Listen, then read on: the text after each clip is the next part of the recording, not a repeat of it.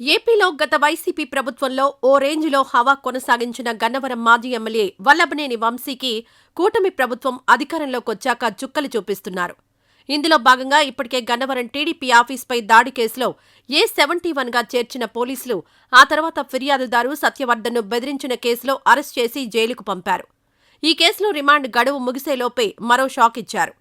Gannavaram TDP ఆఫీస్పై దాడి కేసులో ఫిర్యాదుదారు అయిన సత్యవర్ధన్ను బెదిరించి కేసు వాపస్ తీసుకునేందుకు ప్రయత్నించిన వ్యవహారంలో ఇప్పటికే అరెస్ట్ చేసిన పోలీసులు 2 వారాల రిమాండ్పై విజయవాడ సబ్ జైలుకు పంపారు.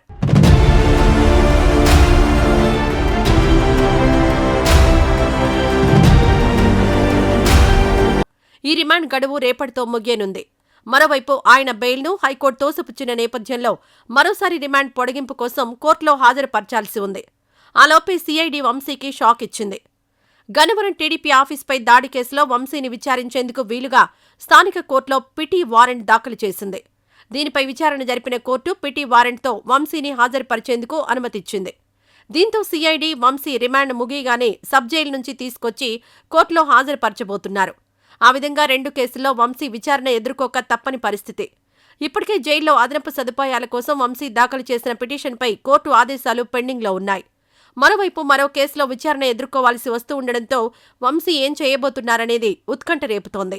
ఈ వీడియో నచ్చితే లైక్ చేయండి. అలాగే మా ఛానల్ ని ఫస్ట్ టైం కనుక చూస్తున్నట్టయితే ఇప్పుడే సబ్స్క్రైబ్ చేసుకుని పక్కనే ఉన్న గంట సింబల్ ని యాక్టివేట్ చేసుకోండి. అప్పుడే మేము పెట్టే ప్రతి వీడియో మీకు నోటిఫికేషన్ గా వస్తుంది. అలాగే ఈ వీడియో పూర్తిగా చూసినందుకు ధన్యవాదాలు.